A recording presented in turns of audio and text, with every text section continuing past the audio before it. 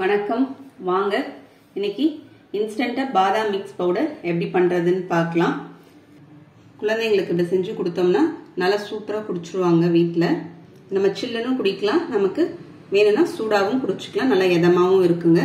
கடைகளில் நமக்கு விலை அதிகமாக காசு கொடுத்து வாங்கி நமக்கு அது எந்த அளவுக்கு ஆரோக்கியன்றதே நமக்கு தெரியாது, அதில் என்ன மிக்ஸ் பண்ணுறாங்கன்னுட்டு. செய்யறதுக்கு பார்த்தீங்கன்னா ஒரு 20 நிமிஷம் போல தான் ஆகும். இப்போ பாதாம் ஒரு கப் அளவுக்கு பாதாம் எடுத்திருக்காங்க, 150 கிராம்.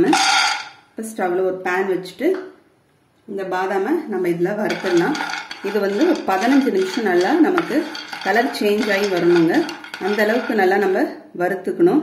ஒரு மீடியம் ஃப்ளேமில் வச்சு வறுத்தோம்னா கரெக்டாக இருக்கும். பாருங்க நல்லா வறுப்பட்டு இருக்கு. ஒரு 10 நிமிஷம் ஆயிருக்கு. ஸ்பூன் அளவுக்கு ஒரு டேபிள் ஸ்பூன் அளவுக்கு ஒரு 25 பிஸ்தா பருப்பு சேர்த்துக்கிறேங்க. இது சேர்க்கணும்னு அவசியம் இல்லை, சேர்த்தா இது நல்லா இன்னும் நல்லா சத்தானதாக இருக்குங்க. சேர்க்காமையும் செய்யலாம்.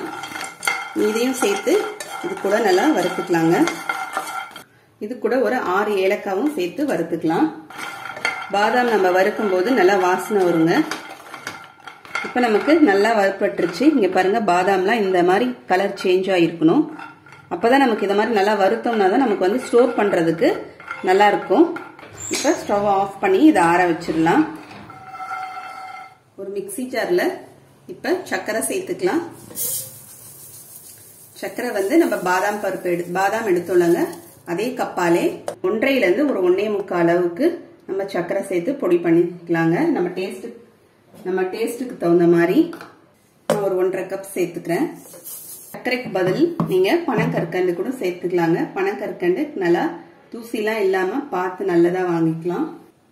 இது கூட நம்ம வறுத்த அந்த ஏலக்காவை சர்க்கரை கூடயே சேர்த்துடலாம். அப்ப நல்லா நமக்கு ஏலக்காய் பொடி ஆயிடும்.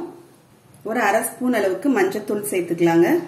கலருக்காகவும் சரி, நமக்கு மஞ்சத்தூள் சேர்க்கறதுனால உடம்புக்கும் நல்லா ஆரோக்கியம். ஒரு 2 சிட்டிகை அளவுக்கு குங்குமப்பூ சேர்த்துக்கலாம். குங்குமப்பூ ஆப்ஷனல் தாங்க, சேர்த்தா நல்லா மணமா இருக்கும். இதெல்லாம் சேர்த்து ஃபர்ஸ்ட் நல்லா பொடி பண்ணிடலாங்க. நல்லா ஃபைன் பவுடரா பொடிச்சிடலாம்.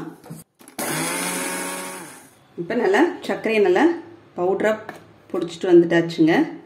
இப்போ இது கூடவே நம்ம வறுத்து ஆற வச்ச பாதாம் சேர்த்துக்கலாம். நான் ஒரு 5-6 பாதாம் பருப்பும் ஒரு 4 பிஸ்தா பருப்பும் எடுத்துக்கிறேன்.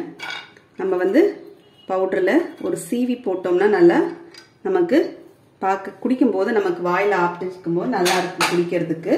அதுக்காக எடுத்து வச்சுக்கிறேங்க. மீதி நம்ம போட்டு அரைச்சிக்கலாம்.